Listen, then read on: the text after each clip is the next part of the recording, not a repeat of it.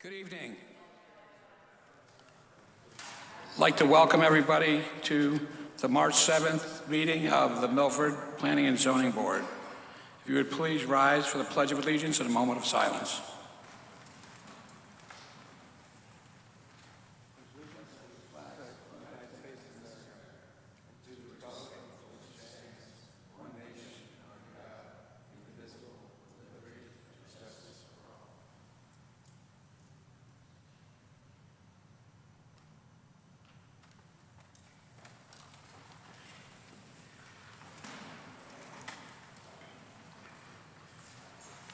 Meg, if you would please call the roll.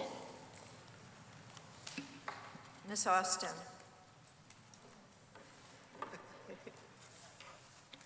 Present. I should mention Mr. Castagnoli, Mr. Sadi, and Mr. Zarides are excused. Mr. Hirsch. Here. Mr. Cater. Present. Mr. Collegian. Present. Mr. Moore. Present. Mr. Mortimer. Present. And Chairman Quish. I am also here. First order of business is new business, 5 Beach Avenue, Zone R12.5, petition of Roger Connolly for a coastal area site plan review to construct a single-family dwelling on map 82, block 784, parcel 5, of which Real Estate Acquisition Portfolio LLC is the owner. The applicant has the floor. Good evening. If you would just state your name and address for the record, please. Okay, Roger Connolly, 34 Parkway, Fairfield, Connecticut. Great. If you want to tell us a little bit about your project. Okay, well, there was an existing structure. We've already demolished the structure. And we're going to build a 2-story single-family home with an attic. Not in the flood zone, although we're right on the water. We're not in the flood zone, but we're going to just do a two-story with the attic. And there's an existing garage that we're keeping on the property, that we're keeping as part of the project. Great. Okay, thank you. David, would you give an overview as well, please? The applicant is proposing to construct a new single-family dwelling of about 30 feet 8 inches in height and approximately 3,700 square feet. No adverse impact to coastal resources is anticipated. Okay, thank you. Are there questions or comments from the board? Seeing none, I'd hear a motion. Carl. I move to approve as presented the petition of Roger Connolly for a coastal area site plan review to construct a single-family dwelling on map 82, block 784, parcel 5, of which Real Estate Acquisition Portfolio LLC is the owner. I'll second. We have a motion and a second. Any discussion on the motion? Seeing none, Meg, if we would call the roll, please. Ms. Austin. With the motion. Mr. Hirsch. With the motion. Mr. Cater. With the motion. Mr. Collegian. With the motion.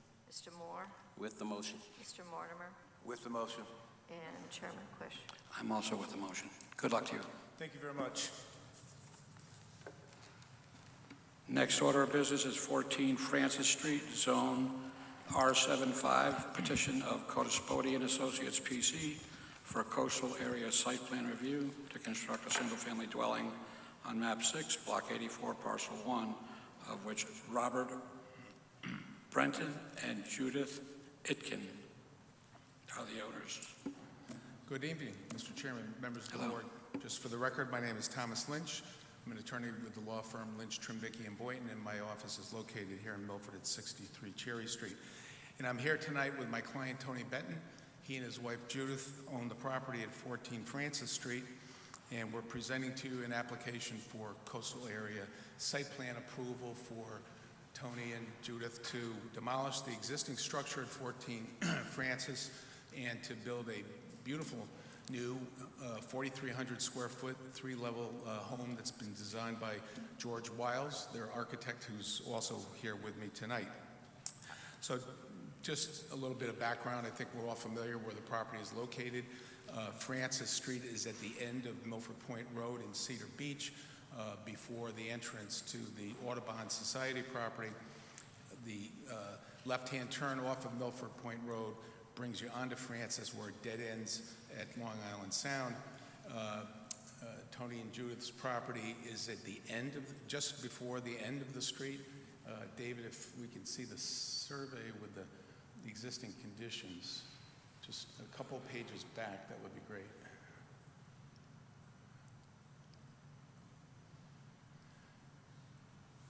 All right, so if you see on the westerly portion of the site, there's a private passway, I should say, not a public passway, a private passway that serves as access to the property. So the existing house was built in 1930. It's going to be demolished. It consists of 3 bedrooms and some 1,600 square feet. Judith and Tony have been using it as basically a seasonal home for the 23 years that they've owned the property, and now they want to build a permanent residence on the site. The property is located in zone R75.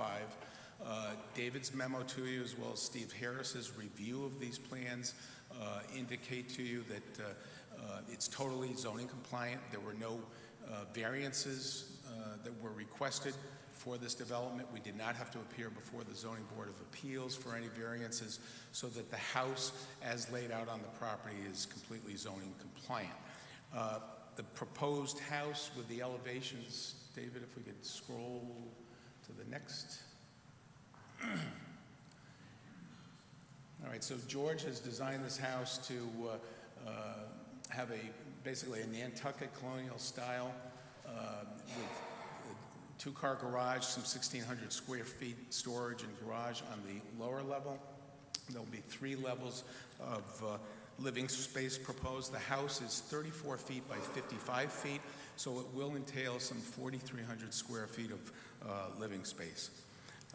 The second level is going to have a bedroom, kitchen, dining, and open living room off to a deck to the rear, as you can see on the elevation. This third level is going to have the master bedroom with a library and 2 more bedrooms. And lastly, the fourth level, the third level of living space, but the 4th level to the house above the garage, is going to have a 5th bedroom, an office, and a small kitchen. As I said, the house actually has 2 decks that are proposed, and there will also be an interior elevator to service the residents. The first floor is at FEMA Zone VE13. Again, these plans have been reviewed by Steve Harris. He has verified the calculations that were set forth on George's elevations. The height of the building is 34.5 feet above mean grade, so it meets the zoning requirements for the height of the building, and the first floor elevation at 17.6 complies with the FEMA regulations. The plans were also reviewed by the city engineer. He had some minor comments in a memo, which you probably have with your packet, that was issued by him on February 13th. The memo was then revised because Jeff Gordon and Joe Codaspoti from Codaspoti Associates amended the application as well as the plan. There was a notation from the city engineer requiring a concrete apron at the end of the driveway, which we're fully aware of and will be compliant with. There were a couple other minor comments that the city engineer had in his memo, but in an email that he sent to me on the 16th, and it was copied to the zoning office, he stated that he had no problem with this application being approved, conditional upon the comments that he put in his memo being addressed. So with that, I'd ask that you consider this tonight. Tony and Judith are looking forward to getting started with the spring season, and they do have a contractor lined up to get going on this property, so I think it's a wonderful addition to that section of Cedar Beach. Thanks so much. Thank you. Are there any questions or comments from the board? David, is there anything you'd like to contribute? There's really nothing to add to what you've already heard. Okay. Without questions or comments, I'd hear a motion.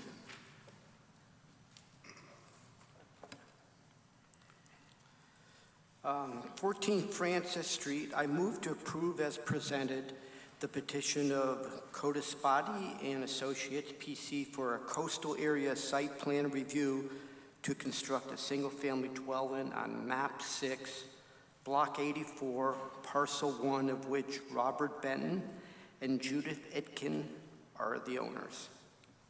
Second. We have a motion and a second. Any discussion on the motion? What were the conditions from the city? Any conditions from the city? That should be added. I was going to say, Carl, I would say in your motion, not to tell you what to do, but put in the motion that conditional upon any requirements that the city engineer set forth in his memo. Are you okay with that language, Mr. Cater? And Yes. Mr. Mortar, and you second. I will second that motion as well. Okay, thank you. Okay. Motion and second. Any discussion? If not, I'd call the roll, please. Ms. Austin, With the motion. Mr. Hirsch, With the motion. Mr. Cater, With the motion, Mr. Collegian, With Mr. Moore, the motion. Mr. Mortimer, With the motion. and Chairman Quish. I'm also with the motion. Good luck with your project. Great, thanks.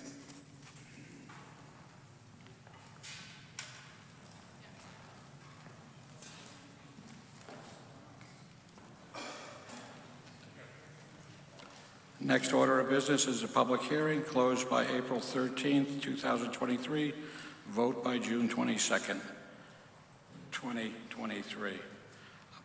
Item 1, proposed regulation change 23-1, petition of John Nuff Esquire for a change to Article 3, Section 318.2, Corridor Design District, Development District 3, Bridgeport Avenue Design District, CDD 3.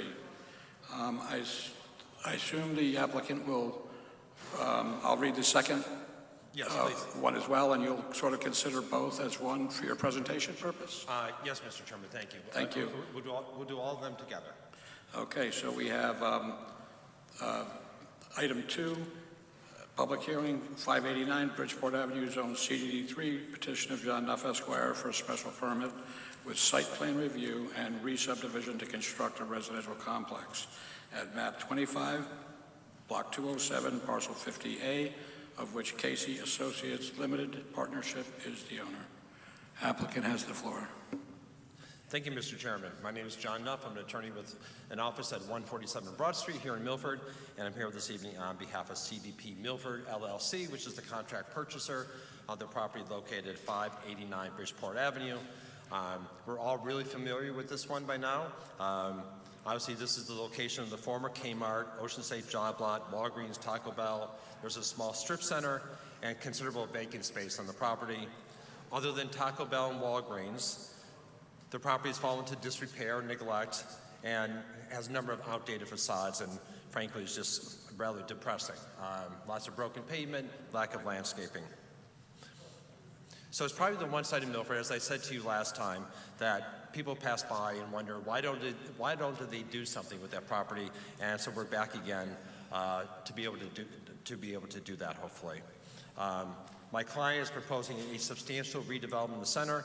Not only will that redevelopment dramatically improve the property itself, but it will also be a catalyst for further improvements to the area, including Devon. You will recall that last February, the Commission approved, this is a little more than a year ago, the Commission approved our application for a regulation amendment to the CDD3 regulations that permitted multifamily residential buildings subject to very specific criteria.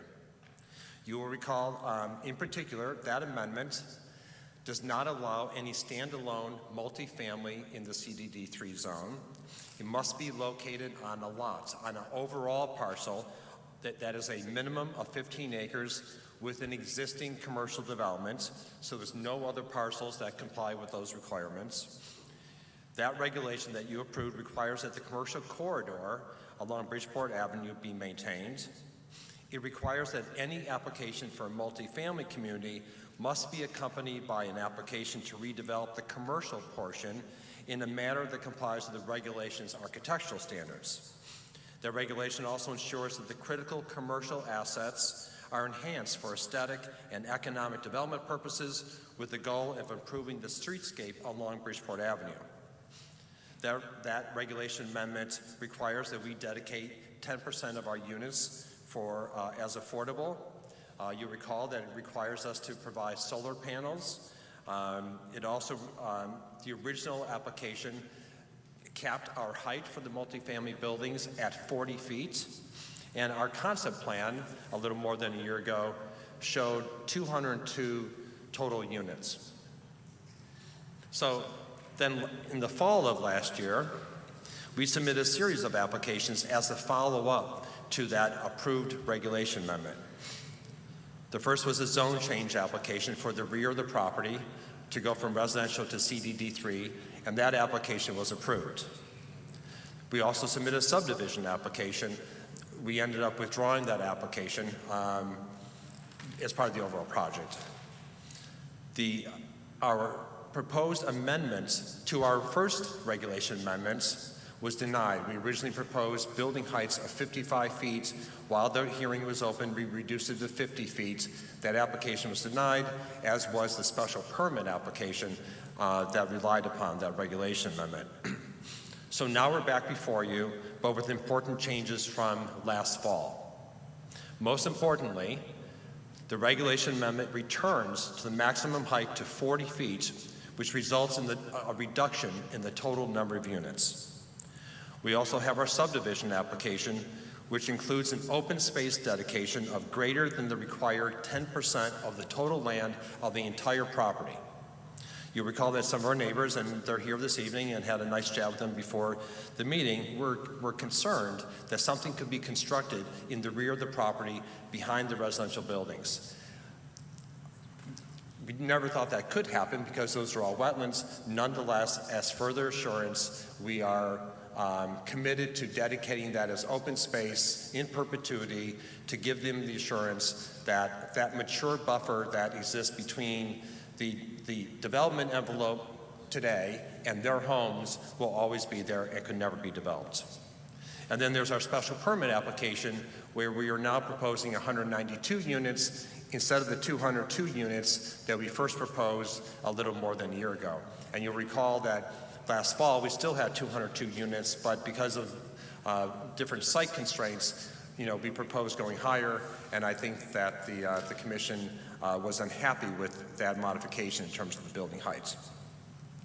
So in sum, with the applications that are before you this evening, we are still showing the same dramatic improvements to the commercial buildings, the pylon sign, and the site itself along Bridgeport Avenue. We are reducing the total unit count by 10 units and still including a minimum of 10% set aside as affordable. Still showing the same ingress and egress points on Bridgeport Avenue and Lansdale. The proposed traffic is the same as we had discussed. The levels of service in the area are excellent. We're still proposing an extremely attractive, upscale, peaked roof multifamily buildings with robust landscaping and a clubhouse community space. We're still proposing that the multifamily will be located on its own parcel, and that's the purpose of the subdivision application this evening. We're still providing the wider drive aisles that were requested by the fire marshal. There are no outstanding issues on behalf of any other city department, commission, staff person, as David Sulkus has pointed out in his staff report. And the most important element that has not changed is that this will be a dramatic improvement for the site, the area, Devon, and the city. We know that the board obviously had concerns about the changes from the original plan, and my clients and the team have diligently reworked the plan to bring it back to the original version that we shared with this board last February. We appreciate the original regulation amendment approval, and while the denial wasn't really our best day, upon reflection, and I don't say that lightly, upon reflection by the entire team and by my clients, we understood your position, and we made substantive changes in response while still ensuring the project's success. So we appreciate the opportunity to continue to work with the board, and we very much hope we can bring this to a conclusion this evening. You'll recognize some of the faces that will be appearing before you this evening. John Schmitz is our professional engineer who's going to talk about the overall site, in particular the commercial. Tom Scott, who is not here up here before you before, is our architect for the commercial portion. Dominic Seltruda is our landscape architect from BL Companies with regard to the commercial. Jason Williams is going to be talking about architecture and landscape architecture on the residential portion.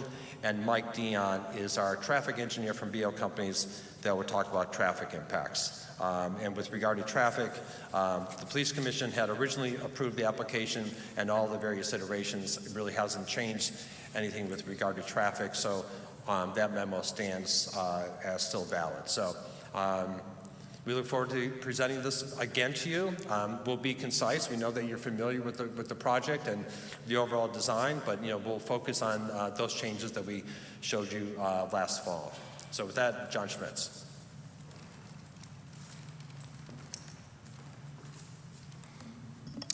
Hi, good evening. For the record, my name is John Schmitz. I'm a civil engineer with BL Companies, 355 Research Parkway, Meriden, Connecticut.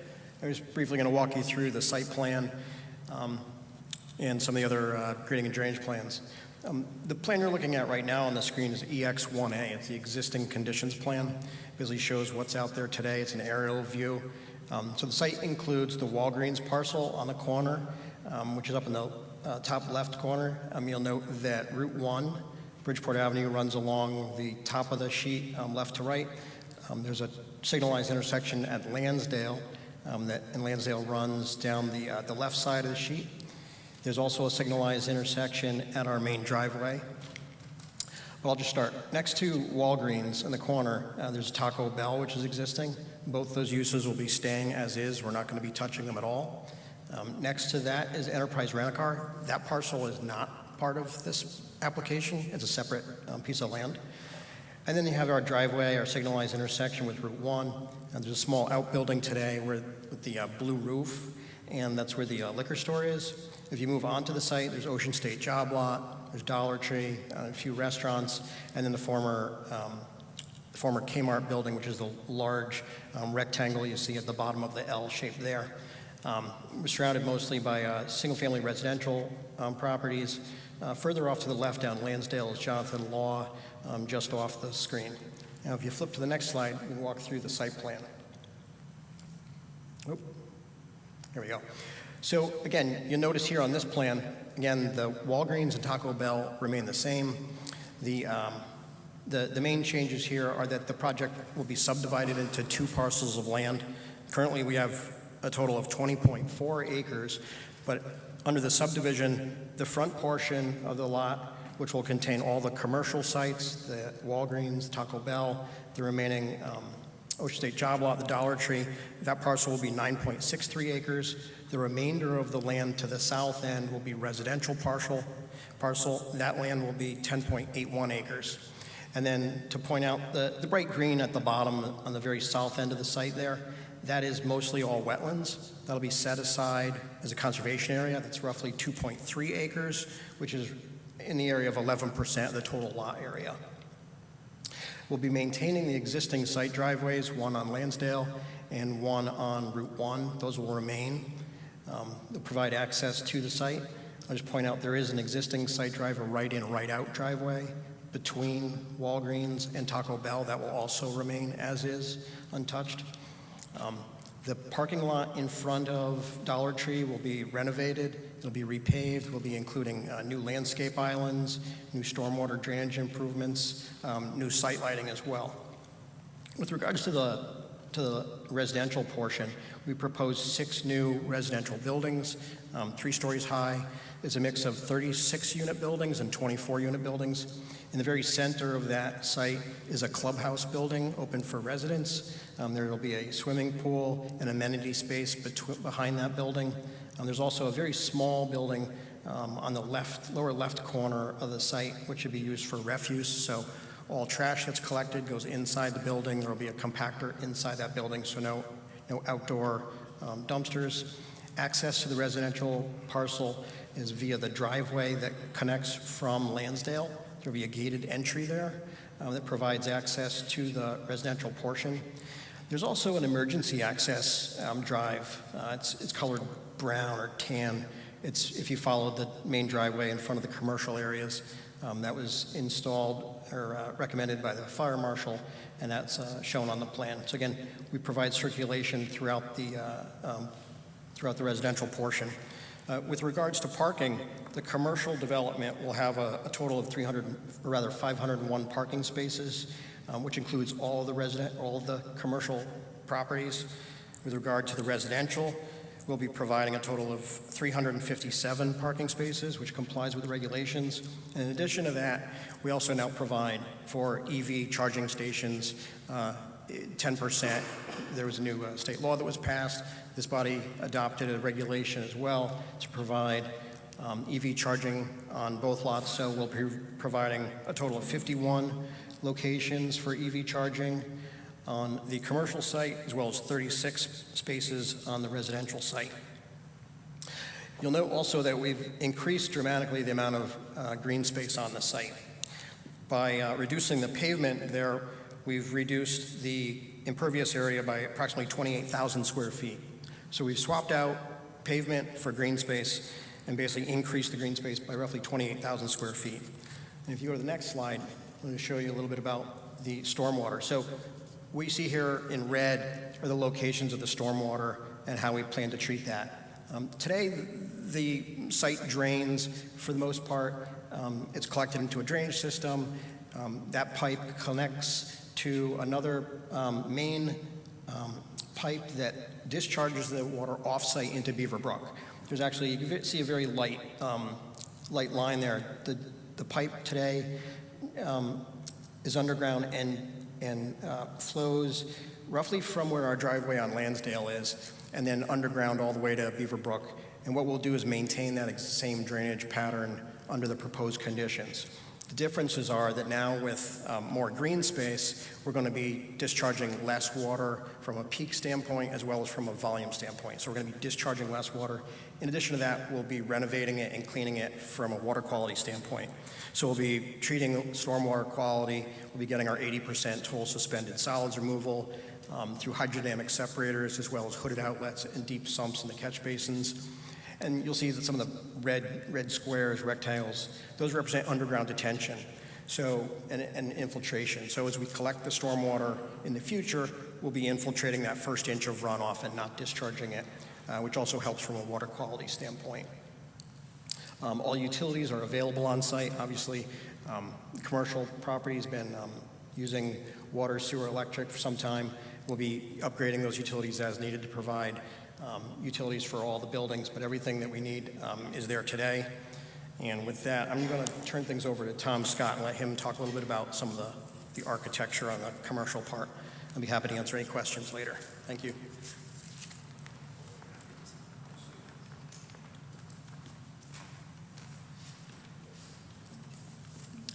Hello, good evening. My name is Tom Scott. I'm the project architect. My company is Scott Griffin Architects, and we are working on the two retail buildings that are one facing Bridgeport Ave, the smaller building we're calling Building A, and Building B is the truncated, larger building that you saw in the previous site plan. So there's a substantial amount of that building that's being demolished, but we're trying to maintain several of the tenants in that building, the Ocean State Job Lot, the Dollar Tree. In fact, the Dollar Tree will have an expanded footprint in that same building. They're going to grow to about 10,000 square feet. There's also an Asian restaurant that we're trying to keep there as well. And then there'll be one more tenant space that they're still working on leasing options for that space. Building A, the building out front, is actually getting reduced in size. And the reason for that is to improve the parking around the building and to basically help the tenants in that building to have some parking up close to their front doors. So you can see in the image upper left-hand corner, you can see some of the parking that's been proposed. You can see the extent of it on the full site plan. The building itself, you can see the dashed line is being reduced significantly on I'll call it the north side of the building, again, to make room for the parking. And then on the west side of the building facing Bridgeport Ave, we're pulling the building back slightly to create a better pedestrian experience along that edge of the building. So we'll have a little wider sidewalk, and there'll be some pedestrian amenities along that walkway. The building itself, I don't know who's controlling the, oh, yeah. Okay, here we go. Thank you. So again, this is what we're calling Building A, the building that faces Bridgeport Ave. You can see up in the upper top portion of the slide, the existing conditions. It has a blue metal mansard roof. The building itself is very nondescript. The signage is poor. The blue background creates a bad background for signage. And what we're going to do is rejuvenate the entire facade of the building. We'll be, because of the reduction in size, we're going to be rebuilding about 80% of the front of that building with new materials and components. We're going to use a Nietzsche panel that has a horizontal rib. You can see it up in the left-hand corner. We're going to introduce some brick piers and columns to help define some of the tenant spaces below. The storefronts will all be new. They'll be energy efficient. And below the storefront, we're going to introduce a porcelain tile panel. And then we are increasing the height slightly, but we're basically taking the blue mansard and turning it into a vertical element. So we'll have a much greater area. We'll lighten that entire facade so that any signage that get put on there will be much more visible from the public way. And we feel like this will be a much better retail representation for the center. The next slide, this is the building behind where the Ocean State Job Lot is. That space is going to continue to operate as the Ocean State Job Lot. The Dollar Tree, which is next door, will be expanded, as I had mentioned before. And again, we're going to try to reintroduce some of the same materials that we used out front, repeat some of those materials on this building, and again, just kind of clean up the whole facade and give it a more modern look, lightening the facade elements so that the signage has better visibility. And the one thing we did pay special attention to is the elevation in the upper right-hand corner.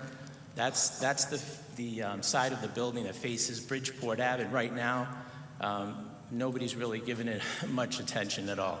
So we're going to focus on that portion of the building so that that edge, because the building's kind of turned perpendicular to Bridgeport Ave, so we want that edge to be a more prominent edge so that people can see the actual tenant that occupies that portion of the building. So we're going to improve that facade, same materials, introducing the brick, the horizontal Nietzsche panels, fabric awning over the windows, and again, the porcelain tile below. So much improved elevation for that entire facade. And then lastly, we are going to refocus on the pylon sign out front, and we're going to rejuvenate that sign completely. We will try again to reintroduce some of the same materials that we're using on the building so that there's a consistency throughout the center. If you have any questions, I'm here, or we can just keep moving on. Yeah, I think we can keep moving. Okay, thank you. We'll keep moving. Our next presenter is Dominic Celtruda, landscape architect from BL Companies. Again, for the record, landscape architect Dominic Celtruda, BL Companies, 355 Research Parkway, Meriden, Connecticut. As we discussed earlier, I'll be explaining the overall planting plans for the parking lot areas, commercial areas, and zones, and then we'll have another landscape architect to come in and talk about a little residential areas as well. As discussed earlier, the site is broken into essentially two zones, which is one being the commercial areas to the top of the screen and the more residential zone to the bottom. Looking at the actual, you can go to the next screen at this point.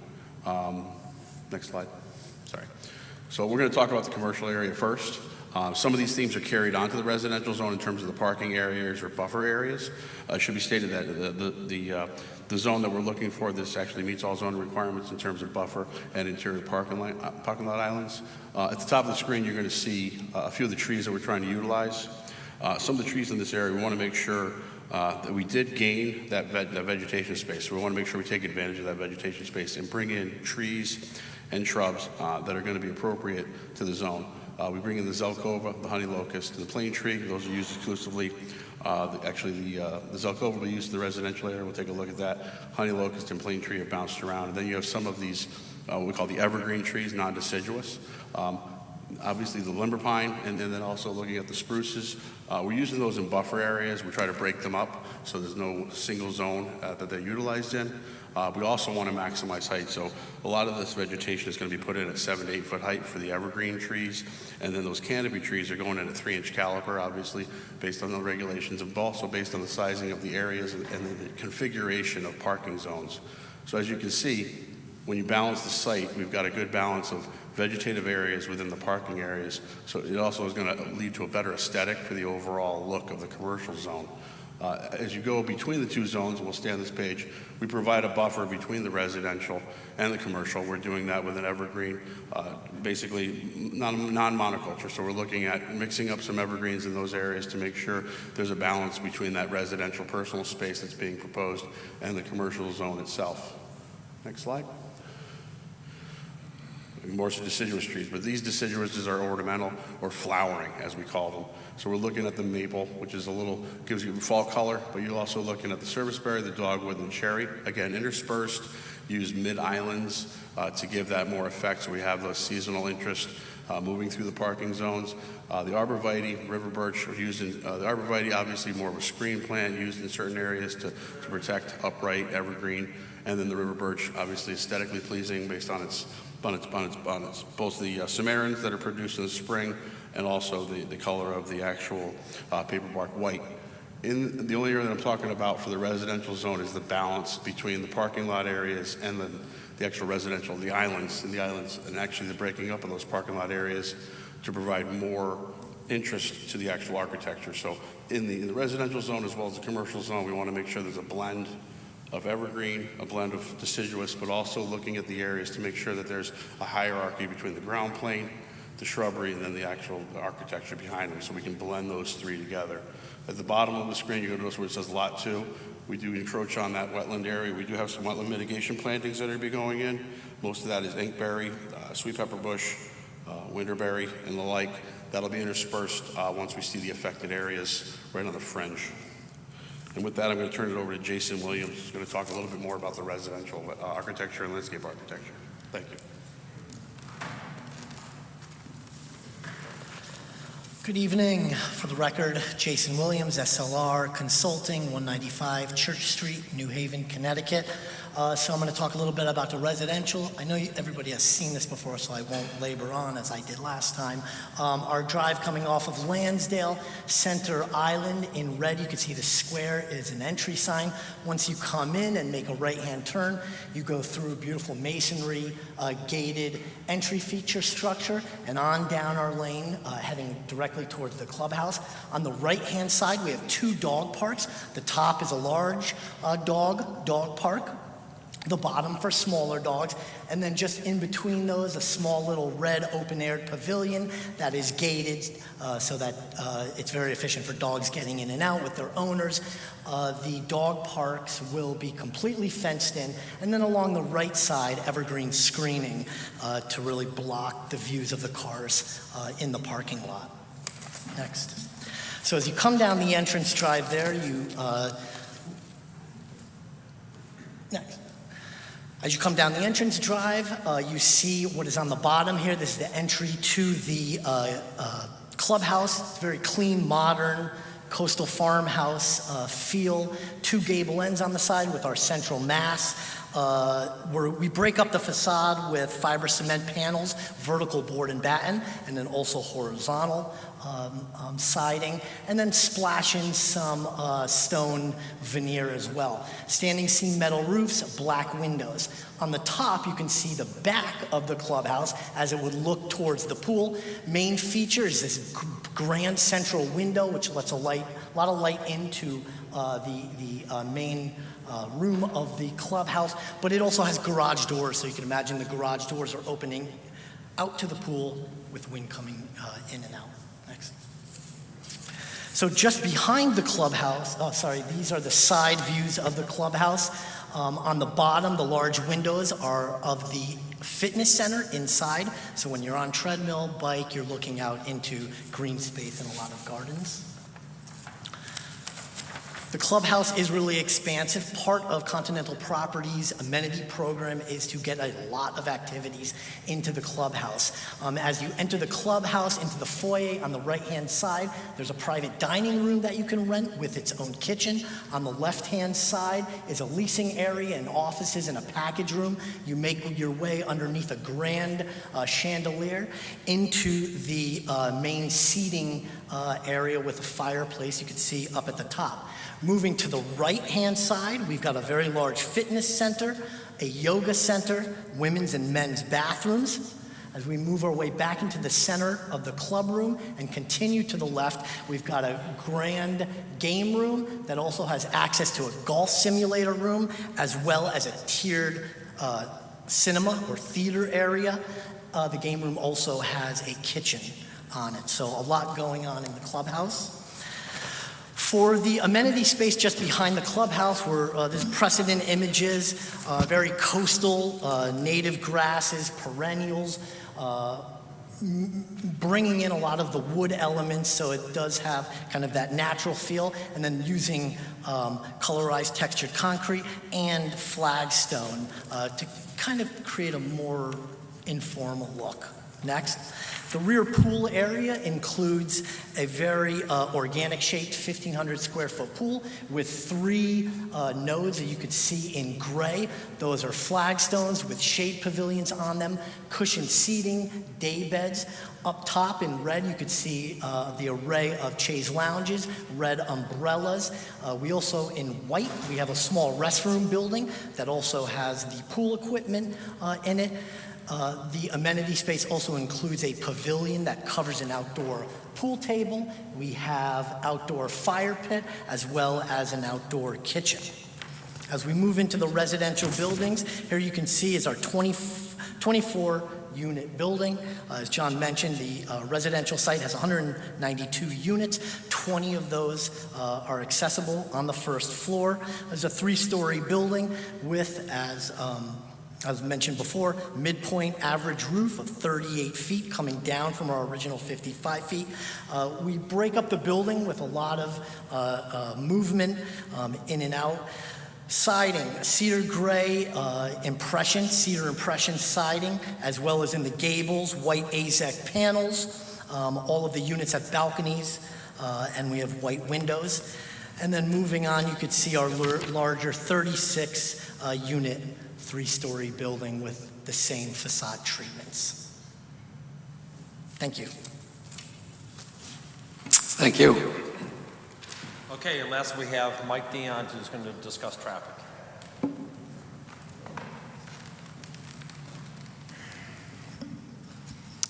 Good evening, everyone. For the record, Mike Dion, professional engineer, professional traffic operations engineer with BL Companies, located at 355 Research Parkway in Meriden, Connecticut. That's not my slide, so next slide. Nope. But I'm here to discuss the traffic. I know we've discussed this before on the site. To reiterate, we have been in front of the police commission. They've approved the project. I'm not sure that was the first slide, but there you go. Oh, so all right. Well, so what we did is, why do we look at the traffic, and why do we do a traffic study? It's essentially to look at what the area would look like post-development. So if any of these traffic generated by this site would cause any impacts to the neighboring network and what we'd have to do to improve those conditions. So what we have done is we look at the build condition, no build, which is without the site. And then we also, typically with a residential development, we would look at the AM commuter peak and PM peak, commuter peak, which is your 7 to 9 a.m., 4 to 6 p.m. But because this site actually has commercial in it as well, we want to look at the Saturday shopping peak, which is your 11 to 1. And to add to our analysis even more that we looked at is you do have the school on Lansdale. So we looked at the school dismissal times as well to make sure that we capture all the particular traffic that we could look at and make sure that we are not impacting it at all. Next slide. So we did look at quite a few intersections around the area. We looked at 3 signalized intersections, the one at Lansdale and Bridgeport Avenue, our main site drive, which is signalized, and then the one just to the north. And then we looked at the 2 unsignalized intersections, one exiting onto Lansdale and the other one that exits out onto Bridgeport Avenue. Next slide. And as part of our data collection, we did collect traffic counts at all those peak periods that I mentioned earlier. We went out and looked at the field data, and we took a photographic inventory to make sure that what we're looking at, what we do is we look at traffic signal plans from the state to look at our timings, and we want to make sure that what's on the field matches what's on those plans. We went out in the field and took a look at everything. And then we also have additional data that's available to traffic engineers, and that's from the DOT where they have historical 24-hour counts. So we can look at the volumes, the traffic counts we do take and make sure that they compare to counts that have been done in the area recently by DOT. We also asked the planner and DOT if there are any other developments in the area which could impact traffic, and there were none proposed. Next slide. So what we first look at is the no-build condition, or essentially your existing conditions, which is without our development built, just what's out there now. And again, we reached out to the DOT and the town planner, and there were no other developments that would impact traffic. So it was basically, we just looked at our site. Next slide. The site itself, looking at it, the build condition, we do have access and egress from 3 driveways on our site.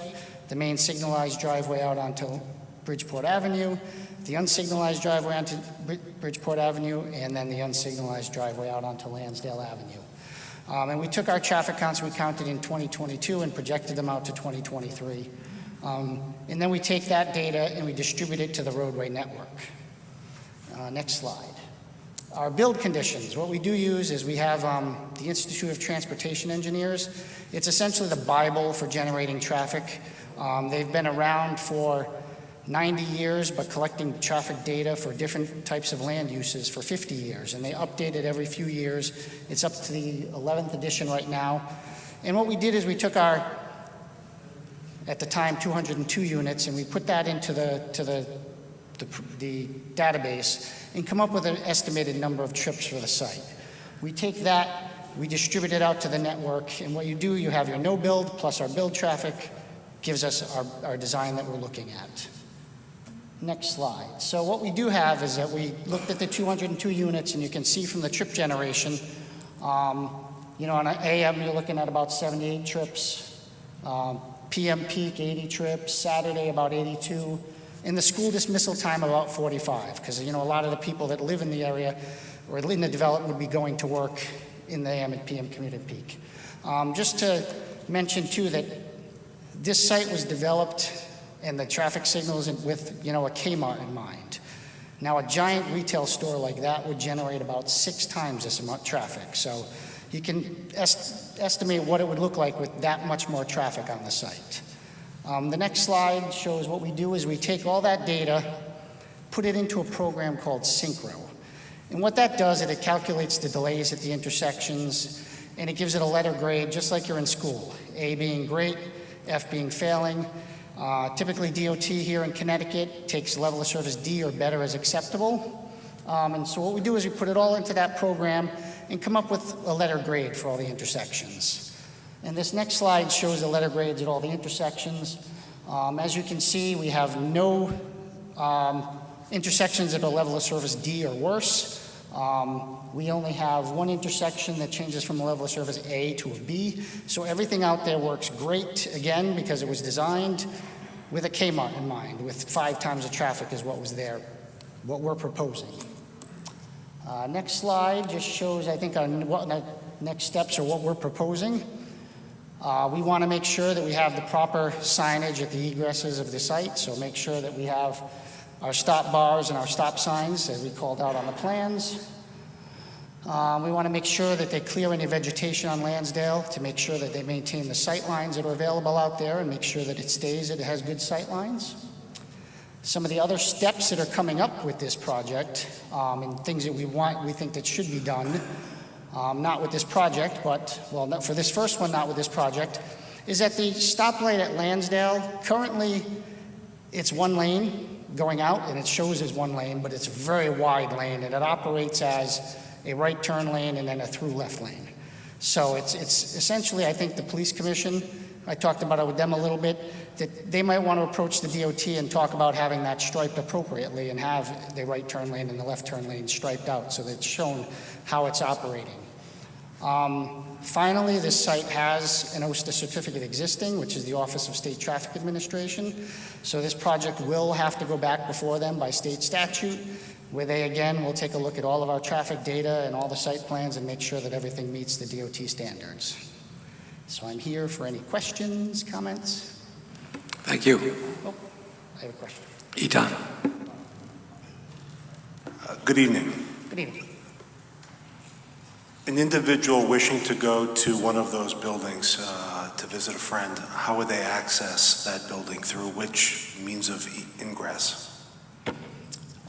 They would enter, I would say if you're coming from the north, if I say north, you would enter into that first driveway. Same as if you're coming from the south, you would enter in the first driveway that's available to you. So would they enter through Lansdale and or the Post Road? I believe visitors would probably enter through Post Road. Would any visitors enter or anybody use the property entering from Lansdale? I believe if that was the easiest means of egress or ingress for them, yes. And we did include that in our traffic study, some traffic taking a right on Lansdale and a left into the site. Okay. The reason why I bring that up is because Jonathan Law High School is on Lansdale, I believe. Yes. So there's going to be a lot of traffic there in the morning around the time the school starts, and a lot of traffic there in the evening when school exits. Yeah, and we studied those time periods to make sure that the levels of service all worked good and that there was available sight distances for the cars to be looking out and make sure they can exit. Right, but then again, Lansdale is 1 lane in each direction at the area of this project, correct? Yes. All right, even though it's a wide road, it's still 1 lane. Yes. Okay, thank you. Excuse me. You mentioned that that's gated at that point. When you say it's gated, are you talking about like a gated community, or this is just an Yes, entrance? Yes. Like with a guard and access being granted like that? Guard access or key card? Correct. So it is gated, obviously, for the safety and protection of the residents. They'll have a key card, and if they're visiting someone, they can get buzzed in. Right. Okay, and then the entire apartment area, it's like shielded from the shopping center with some of these trees? I'm not clear on that. Right, so there is very robust requirements under your regulations, under your landscaping requirements of how property lines must be landscaped. And so we are complying with all those requirements with regard to the separation between the commercial and the residential. We are creating 1 small brick pathway between the two because we think some of our residents hopefully are going to become pedestrians over to visit the commercial portion. But other than that, we comply with all the strict requirements for landscaping. Okay, so to Eton's point, you can't drive into the apartments from the main parking area for the commercial area. You can't get in there. You have to go through the gate. Correct. On the side. Right. Okay. One other thing, did you say there's a light, there's going to be a light on Lansdale, or? No, No. there is a light at Lansdale and Route 1. Bridgeport. Right, but not, because that is kind of a tough area. I don't know if that's. It would never meet, there's traffic signal warrants before you install a traffic light. It would never meet those warrants to put a traffic light there. Okay, thank you.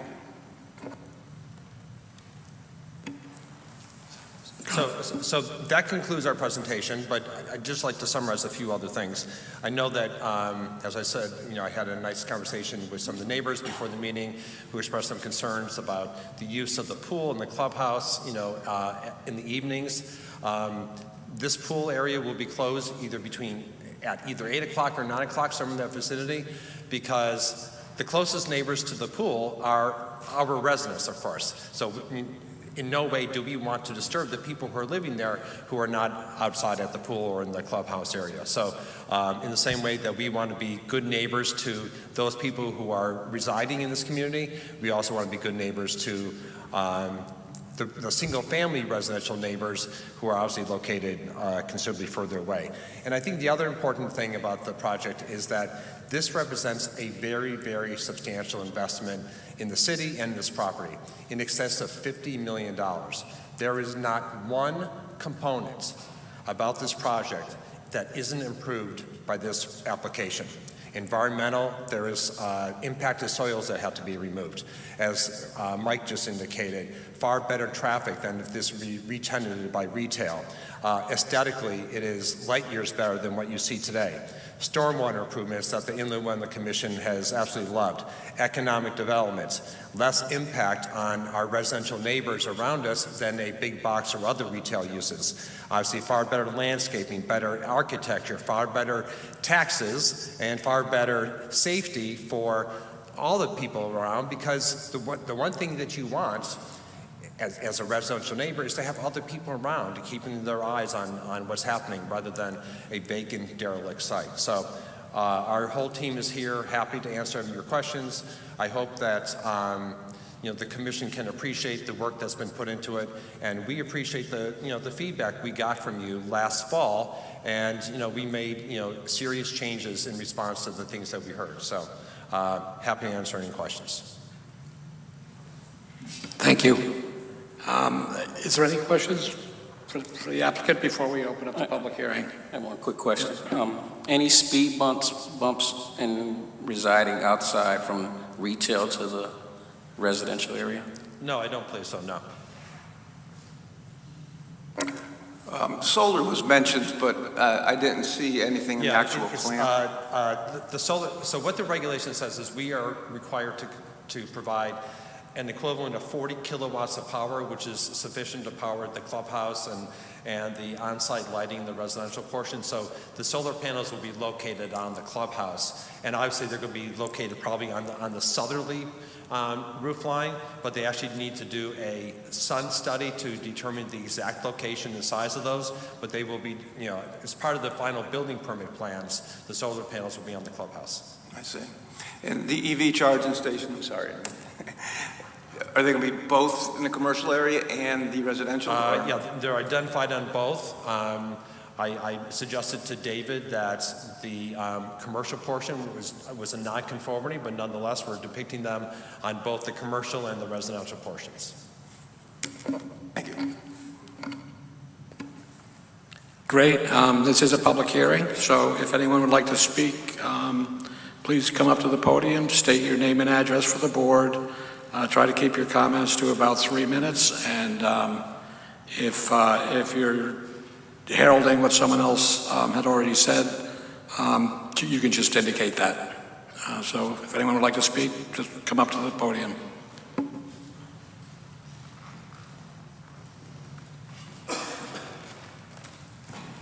Good evening. My name is Bob Rich. I live at 195 Meadows End Road. My wife is Robin Lewis. The back of our property abuts the development. I've got a couple of small issues. I don't believe the traffic study. If anybody here has been to a Jonathan Law high school football game with foreign, you know that there's a lot more traffic than they're accounting for. And if these kids have cars with all the football games, there isn't enough parking, even with the adjoining retail space that's there, for all these kids' cars. It's a bottleneck. That's one issue. The other issue is you've already approved a development of 190 plus or minus units on the corner of West Avenue and Schoolhouse Road. Now you're developing this property for another 190 units. What pressure is this going to put on the fire department? How many more resources are they going to have?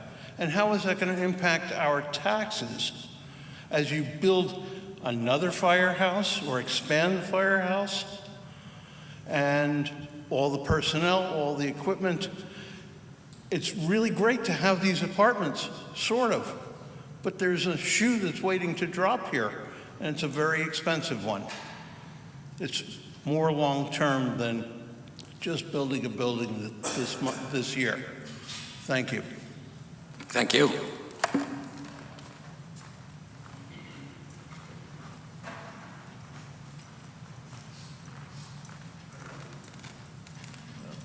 Good evening. My name is Paul Lebowski. I live at 165 Meadows End Road. My property butts the two bottom buildings here. Now, the last meeting I was here in November, I believe you changed something to do with the wetlands, the zoning. Now the buildings are shorter, but they're longer. It also looks like they're pushed more back into the wetland, especially on the right-hand corner. There used to be an access road, I believe, for the fire department. Is that there now? I will ask the applicant, when it's our turn to speak to the applicant, and see if he will address that for you. But I mean, it just seems like this thing keeps coming back and back and back, right up to and into the wetlands. Just doesn't make sense. Thank you. Thank you.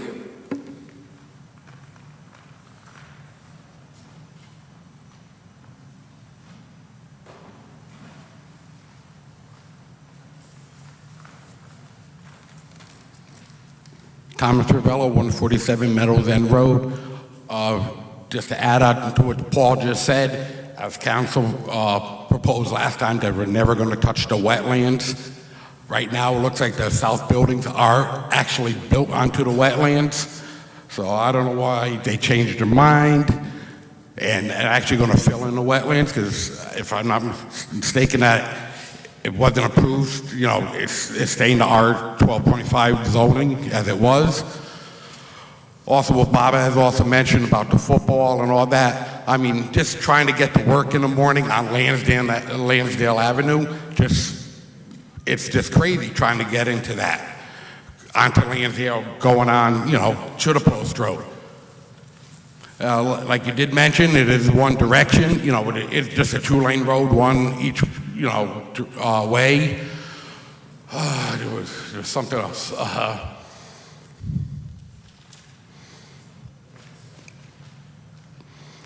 That's all I can think of at this time, but thank you. Thank you for your comments.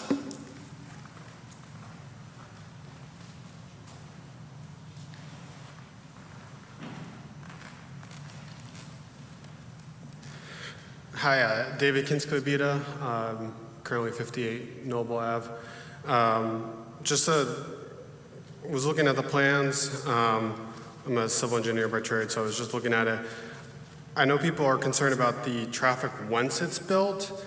I'd actually be more concerned about the construction traffic. The way that the plans are drawn, it looks like the construction entrance would be off of Lansdale, so I'd be curious if there'd be any type of traffic ordinance preventing heavy vehicles from entering and exiting during the school arrival and drop and dismissal periods, because I remember being a high school driver, I wasn't exactly the greatest around some of the bigger vehicles, so it just seems like a pretty easy safety concern to mitigate with just some timing ordinances.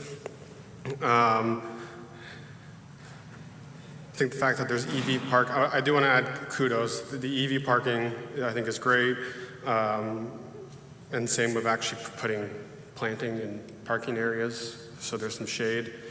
And then my additional comment, it looked like from the plans, all of the units are one and 2-bedroom per the housing report that Milford put out, I believe, in 2022. There was a note that family-bearing ages are leaving Milford. Well, there's a lot of young people coming in, like myself a few years ago, and they're right on top of the school. It's a great spot for families that don't want to be owning single-family properties to be able to take advantage of all the amenities right there with the retail, close to Devon's retail center, and again, the school being right there. So it'd be great if there was more 2-bedrooms and actually 3-bedroom options provided there. And a pet peeve, you have a commercial district and you have no sidewalk connecting to the property from the main street. It just dead ends at the entrance, which is what it's currently doing. If you're doing an improvement, bring the sidewalk into the property so someone walking down the road can actually walk into it. Not everybody's on a car, and there's plenty of people that are riding bikes as well. So I believe that's all. Thank you. Thank you.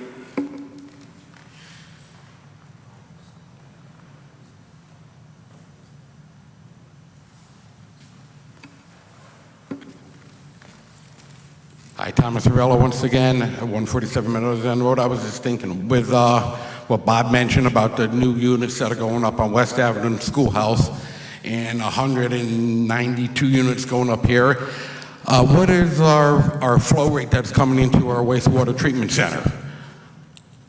Anyone know that? Or is it going to handle this also, or are we going to have to upgrade our wastewater treatment center? All right, thank you. Thank you.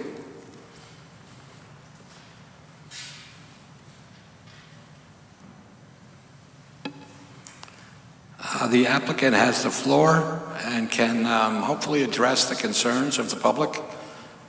Happy to, Mr. Chairman, thanks. With regard to traffic, so obviously Mike Dion or any traffic engineer has to comply with traffic engineering standards, which is you evaluate the peak hour. And that Mike explain that in detail about the times of day when those peak hours occur. Peak hours occur different times based upon the types of uses. With regard to a comparison between multifamily and commercial retail, obviously there's a lot less traffic associated with multifamily, and it comes and goes at a different hour of the day. I know that there was concerns with regard to the high school. If you are leaving this multifamily community and you want to head north on Post Road, you can easily just go through the gates and head out through the commercial portion of the site and continue on Post Road. There's no need for you to exit out onto Lansdale to make a right to get onto Post Road. So there's lots of different options for our residents, whether they're coming or going, to avoid Lansdale. Obviously, we don't design traffic signals or roadways or anything else for the occasional Friday night football game. It's just you don't design traffic or you don't or roads or parking lots for Black Friday at retail centers, and so you don't design roadways like Lansdale for the occasional football game. As the most important takeaway is that there's considerably less traffic associated with a multifamily use than there is associated with a retail commercial use. I would indicate that the fire department has reviewed these plans on multiple occasions and has approved them at every turn. With regard to the comment about the access road for the fire department on the rear of the buildings, we never had one. I think there was maybe a miscommunication or misunderstanding with regard to what the fire department had requested last time in terms of expanding the drive aisles so that their new ladder truck can maneuver around the site, but never was there ever an access drive depicted in the rear of the buildings. There's not one now. There won't be one because that's the area that is all wetlands, and that's the area that will be part of the conservation district. Again, with regard to wetlands, we've gotten every iteration has been approved by the Inland Wetland Commission. Every iteration has been approved by them unanimously. Never even one voice of discontent, and that's because of the dramatic improvement to the stormwater that John Schmitz has described.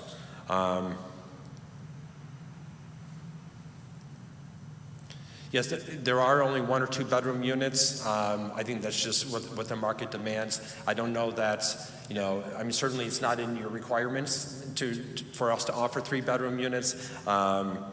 For those choosing to walk from the multifamily community out to Post Road, there actually is a very nice sidewalk that Jason described to you to walk along Lansdale out to Post Road. So there's certainly that opportunity for the residents to do that. So then with regard to sewer, obviously the sewer commission has approved this too. As I said, sewer, police, fire, engineering, every city department, David Sulkis has all reviewed these multiple times, and we've gotten a green light from each of those departments at every turn. So if there's something I missed, or if there's another follow-up question, be happy to respond. Thank you. These buildings are all sprinklered, is that correct? Sprinkler? Yes. Thank you. And that's the commercial as well as the residential? I don't know if the commercial will be, but certainly the new commercial buildings will be. I don't know. Let me check with Tom Scott. The answer is yes. Everything's sprinklered. Thank you. So this being a public hearing, the public does have another opportunity to address anything that the applicant just brought up in his last statement.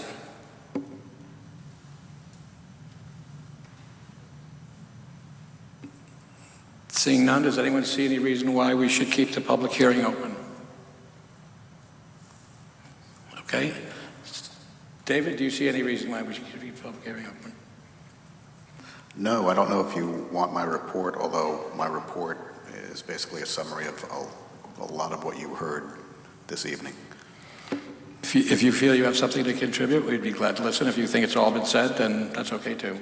I think it's, in some shape or form throughout the course of the evening, it's all been said. Okay, thank you. Okay, so the public hearing is closed. Are there any questions or comments from the board? Etan. Is there a way we can restrict egress from the property and limit it only to the Post Road during rush hour traffic?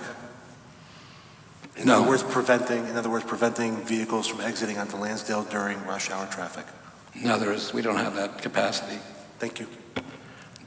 I think we do have the capacity to ask the applicant and the developer to limit traffic during construction to avoid peak times for the school. I think that's something that's just some means and methods that they could commit to.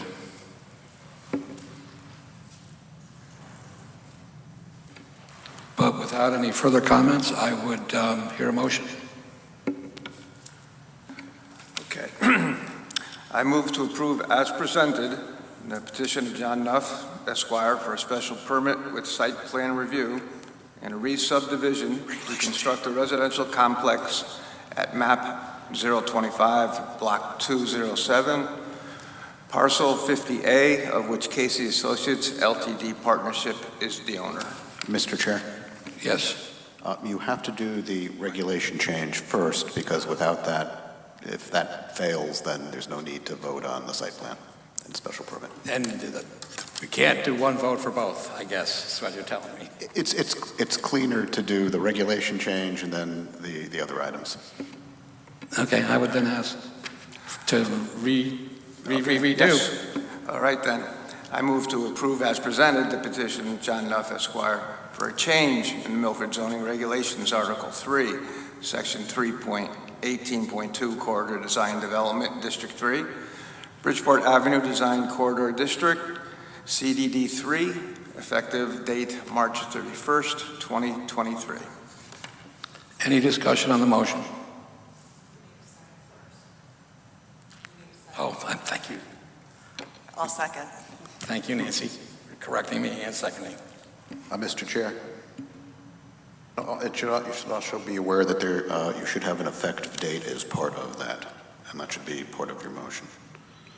March 31st, 2023, I believe. Okay, even with the headphones, I still can't hear. We have a motion and a second.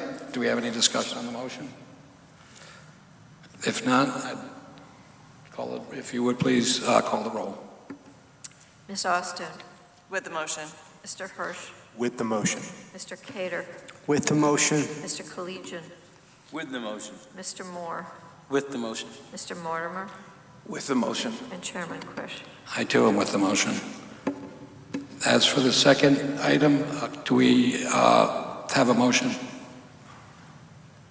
Do you want me to redo it? Mr. Chair? Yep. Will the motion include a provision limiting construction during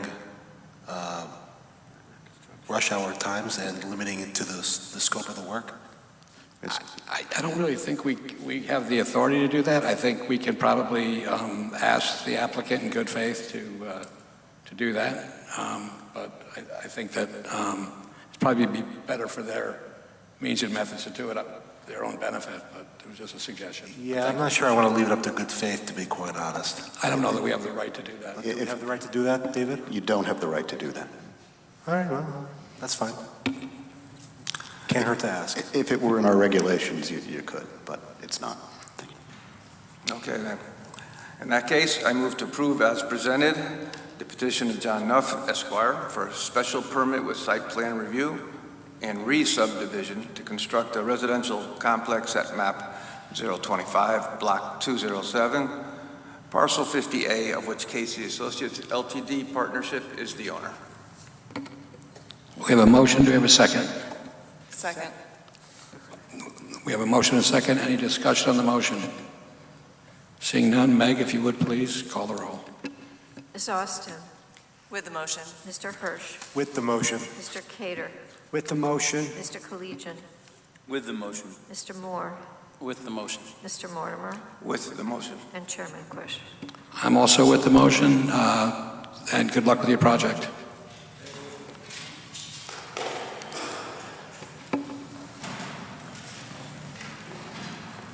Next order of business, we have old business, none. Liaison reports, we have none. Subcommittee reports, we did have a POCD meeting where we saw an initial draft of the POCD, which is under review, and will be presented to the board in a month or so. Excuse me, please. If you could take it outside while we finish our work. Thank you. And the Regulations Subcommittee will have a date in the next few weeks to address merger that is now in moratorium. Chair's report. No, I'm sorry. Approval of the minutes. I move to approve the minutes. All those in favor? Aye. Aye. Opposed? Seeing none, minutes are approved. There is no chair's report. Do we have a staff report?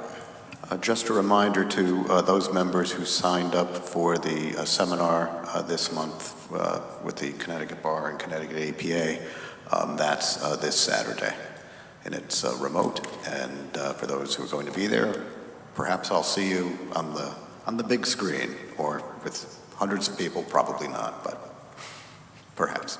Did they send a link already for that, or are they going to? Yeah, you should have gotten a email from them. Yeah, I got a couple. I didn't remember the link or not. The link is in one of the two. They sent two, and it's in one of the two.